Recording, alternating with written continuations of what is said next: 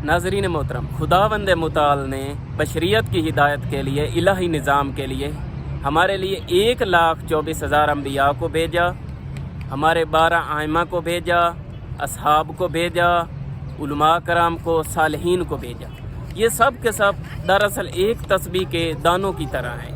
अगर हम अपनी हिदायत चाहते हैं तो हमें इस तस्बीह को एक साथ देखना पड़ेगा।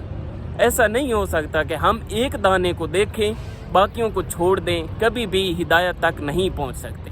कहना क्या चाह रहा हूँ, दरअसल ये सब तस्बीह के दाने हमारे अम्बिया, हमारे आइम्मा, सालिहीन, इन्होंने अपने वक्त के तकाज़ों के मुताबिक, उस वक्त के हालात के मुताबिक, शराइत के मुताबिक मुख्तलिफ रविशें, मुख्तलिफ तरीक़ाकार, मुख्तलिफ स्ट्रेटजीज़ के ज़रिए जो है इस्लाम पहुंचाया है, दीन की तबलीग की है।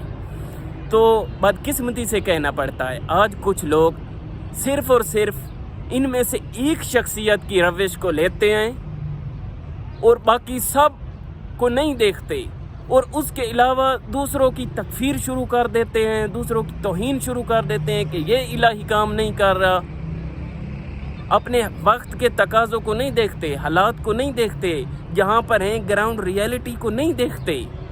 फ़कत एक को लिया किसी ने, बाकी सब की तौहीन करते हैं। ये बहुत गलत है, ये तंग नज़री है, ये दीन फरोशी है। हम अगर हिदायत चाहते हैं तो हमें इस पूरी तस्बीह को देखना पड़ेगा, फिर ही जाकर हम एक इस कामिल पैकेज के ज़रिए कुछ नतीजा हासिल कर सकेंगे।